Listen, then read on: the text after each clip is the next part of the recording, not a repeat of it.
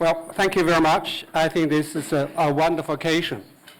My department has been supporting two intergovernmental processes. One led to the Agenda 2030. The other is the Financing for Development Conference, which was concluded successfully. So I would like to say that the credit goes to all the member states and presidents and prime ministers are all sitting here, and those who have not been here, but they made great contributions. Thank you very much. Now, talking about the challenges, and it's very difficult to single out because country circumstances are different from one country to another. But I would like to share with you some of my own ideas.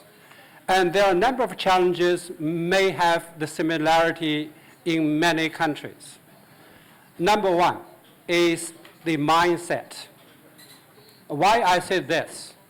Because this is the first time that the member states and the international community gave a clear definition of a sustainable development in the Agenda 2030. If you're going to develop your country, you have to be in three ways.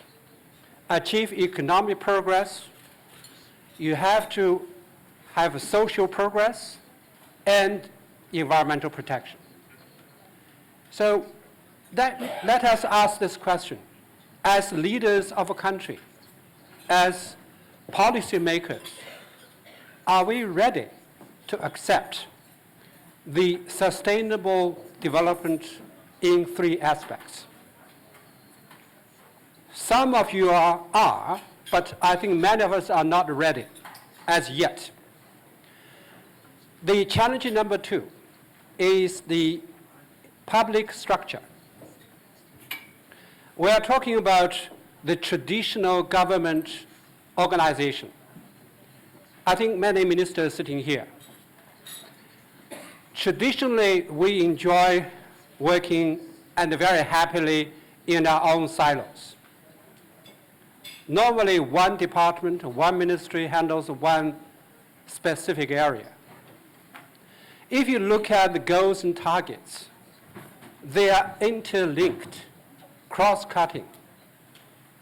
So in that respect, we need a mechanism that will coordinate the efforts for implementing Agenda 2030, Agenda 2063.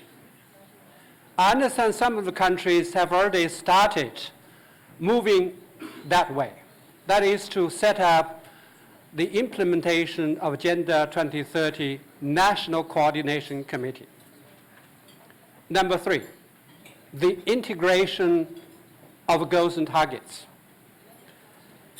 For those who have a chance to read all those goals and targets, you will realize, but now we have fully mobilized almost every sector of the society. Every country has ownership of the agenda. We mobilize the national parliaments, the audit institutions in each country. They all promise to help, to follow up, and to monitor the implementation. So how to coordinate all these efforts together with the private sectors and the civil society is another challenge. Last but not least, capacity building. This has been referred to on a frequent basis.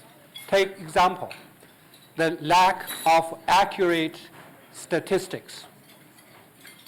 We need to strengthen the statistical system at the national level. We need to train a large number of qualified statisticians. We need to provide a large number of relevant, accurate public statistics in order to make our national planning, without which we cannot move. Thank you very much. Thank you. You can have